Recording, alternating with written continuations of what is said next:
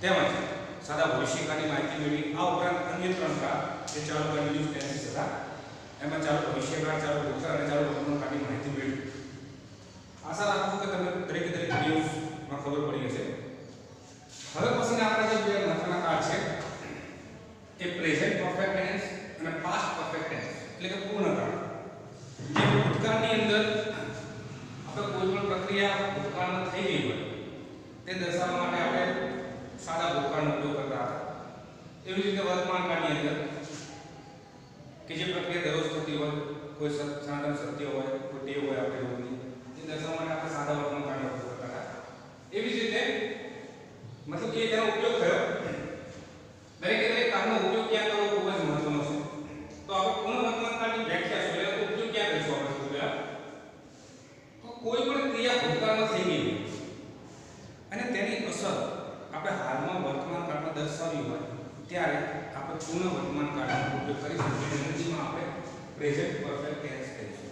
આવી જ રીતે પૂર્ણ ભૂતકાળ પણ આવે છે, એ આપણે નેક્સ્ટ વિડિયોમાં અથવા ત્યારબાદ સમજીશું.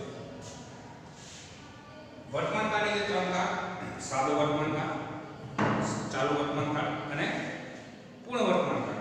હવે આ ત્રણે કાળનો ડિફરન્સ એકવાર આપણે સમજી લઈએ ગુજરાતીમાં. તો કે સાદો વર્તમાનકાળ એટલે કે હું અંગ્રેજી ભણાવું છું. આ સાદો વર્તમાનકાળ મતલબ આઈ ટીચ એન ઇંગ્લિશ. એને આપણે ધારો કે ચાલુ વર્તમાનકાળમાં ટ્રાન્સલેટ કરવું છે, રૂપાંતર કરવું છે. તો એની વાક્ય રચના તરીકે કર્તા પ્લસ ટુ બી રૂટ પ્લસ ક્રિયાપદ પાછળ આઈએનજી લગાવવું પ્લસ કરવું અને અન્ય. તો આઈ ટીચ એન ઇંગ્લિશ નું ચાલુ વર્તમાનકાળનું જે રૂપ છે એ થશે આઈ એમ ટીચિંગ એન ઇંગ્લિશ. હું અંગ્રેજી ભણાવી રહ્યો છું. સાદો વર્તમાનકાળ તો હું અંગ્રેજી ભણાવું છું અને ચાલુ વર્તમાનકાળ હું અંગ્રેજી ભણાવી રહ્યો છું. હવે એવી જ રીતે પૂર્ણ વર્તમાનકાળ આપણે આવીએ તો એને પણ તે રીતે કરવાનું રહેશે કે સૌથી પહેલી એની વ્યાખ્યા કરશે કરતા દરેકમાં હોય છે ટેન્સ ની અંદર. હવે આપણી પાસે ચાલુ વર્તમાનકાળ એટલે ટુ વિના 3 રૂપો હતા, ઇઝ, એમ અને આર. જ્યારે આપણી પાસે પૂર્ણ વર્તમાનકાળની અંદર બે સહાયક ક્રિયાપદ છે, હેવ અને હેઝ. હવે આનો ઉપયોગ ક્યાં કરશું? તો કે હેઝ નો ઉપયોગ ત્રીજો પુરુષ એકવચન એટલે કે હી, સી, ઇટ અથવા એની જગ્યાએ કોઈ નામ હશે આપણે ઉપયોગ કરીશું. બાકી બધી જગ્યાએ આપણે હેવનો ઉપયોગ કરીએ છીએ. એ પ્રથમ પુરુષ એકવચન એટલે આઈ ની સાથે અથવા બહુવચન એટલે વી. પછી દ્વિતીય પુરુષ એટલે કે બીજો પુરુષ યુ અને એકવચન યુ અને બહુવચન પણ યુ, એની સાથે પણ આપણે હેવનો ઉપયોગ કરીશું. અને ત્રીજો પુરુષ એકવચનનું બહુવચન એટલે કે ધે અથવા કોઈ બહુવચન નામ જેમ કે બોય તો બોયઝ હોય, ગર્લ તો ગર્લ્સ હોય, સ્ટુડન્ટ તો સ્ટુડન્ટ્સ હોય.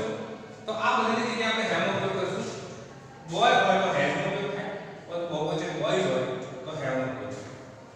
તો આ જો બેઝિક હેવ અને હેઝનો ઉપયોગ ક્યાં કરવો જે આપણે 8મા ધોરણમાં અને 9મા ધોરણમાં ભણી ચૂક્યા છીએ. ખૂબ જ મહત્વનો ટોપિક છે આ ક્રિયાપદનું ભૂતકૃદંત. જ્યાં સુધી તમે ભૂતકૃદંત જે ક્રિયાપદનું ફોર્મ છે મૂળ ક્રિયાપદ, પછી આવે ભૂતકાળ અને પછી આવે ભૂતકૃદંત. આના આગળ ત્યાં સુધી કોઈ પણ પ્રકારનું પૂર્ણ વર્તમાનકાળ હોય, પૂર્ણ ભવિષ્યકાળ હોય, પૂર્ણ ભૂતકાળ હોય કે તમને આપે છે નહીં. તો આપણે ભૂતકૃદંતના ફોર્મ્સ એટલે ક્રિયાપદનું ભૂતકૃદંત જે ઇંગ્લિશમાં પાર્ટિસિપલ કહેવાય, બરાબર, એટલે કે ભૂતકૃદંત. તો એ નહીં આવડે ત્યાં સુધી આપણા માટે પરફેક્ટ ટેન્સ શીખવા અઘરો છે. તો એ તૈયાર કરવાના છે જે ધોરણ 10 ની ગ્રામરમાં ઓલરેડી આપેલા છે. 8, 9, 10 દરેક ધોરણની ગ્રામરમાં આપેલા છે. હવે એની અંદર ભૂતકૃદંત ધારો કે દરેકના ભૂતકૃદંત સ્વરૂપ અલગ હોય છે. દાખલા તરીકે હું તમને કહું અમુક કટ શબ્દ છે તો કટનું ભૂતકાળ પણ કટ અને ભૂતકૃદંત પણ કટ રહે. આ અપવાદરૂપી છે. એવી રીતે જોઈએ કે ફિનિશનું ભૂતકૃદંત ફિનિશ્ડ છે, મેડનું ભૂતકૃદંત મેડ થાય, ટેક નું ભૂતકાળ ટુક થાય પણ ભૂતકૃદંત ટેકન. તો આવા ઘણા બધા અપવાદરૂપી ભૂતકૃદંતો છે અને જે આપણે તૈયાર કરવા રહેશે. મોટા ભાગે 80 થી 100 એવા ભૂતકૃદંતો છે કે જે આપણા શૈક્ષણિક અભ્યાસની અંદર આવતા હોય છે. એ તમારે તૈયાર કરવા રહેશે. ને ગ્રામરનો વધારે પડતો ઉલ્લેખ આપેલો છે તો ગ્રામર તમે જોઈ શકો છો. આ આપણે પાઠ્યપુસ્તક ધીરે ધીરે ભણીશું. એની સાથે સાથે હું તમને એક કહેતો રહીશ કે આ મૂળ ક્રિયાપદ છે, આ એનું ભૂતકૃદંત રૂપ છે, જેથી તમારો પણ મહાવરો થતો રહેશે. મૂળ વાત આવી તો સૌથી પહેલા કરતા કામને હાઈસ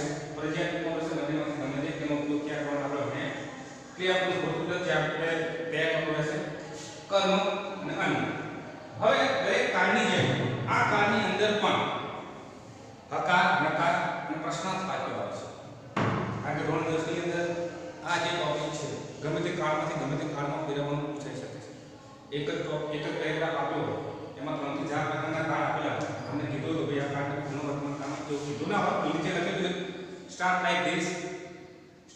લાઈક ધીસ પછી ચેન્જ ધ નેક્સ્ટ સ્ટેપ સોન નીચે તમને એક કરીને આપ્યું કે આઈ હેવ ફિનિશ, તો તમને ખ્યાલ આવ્યો કે આ પૂર્ણ વર્તમાન કાળનું ફોર્મ છે, પૂર્ણ વર્તમાન કાળનું વાક્ય છે, એટલે દરેકે દરેક વાક્યોને જે પેરેગ્રાફમાં આપેલા છે એને આપણે પૂર્ણ વર્તમાન કાળમાં ફેરવવાના છે.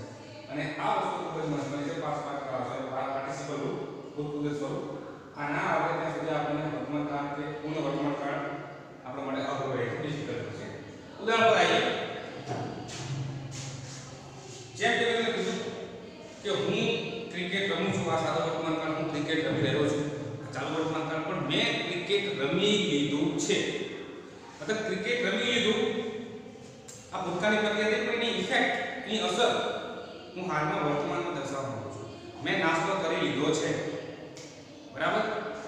તો નાસ્તો કરી લીધો એ ભૂતકાળ થઈ ગયો, કરી લીધો છે આ ગુજરાતીમાં સમજવાની વાત છે, બાકી એક સમજણની વાત છે, બાકી કોઈ નિયમ નથી, બરાબર? હું જમ્યો તો ભૂતકાળ થયો, પણ મેં જમી લીધું છે આને તમે પૂર્ણ વર્તમાન કરો.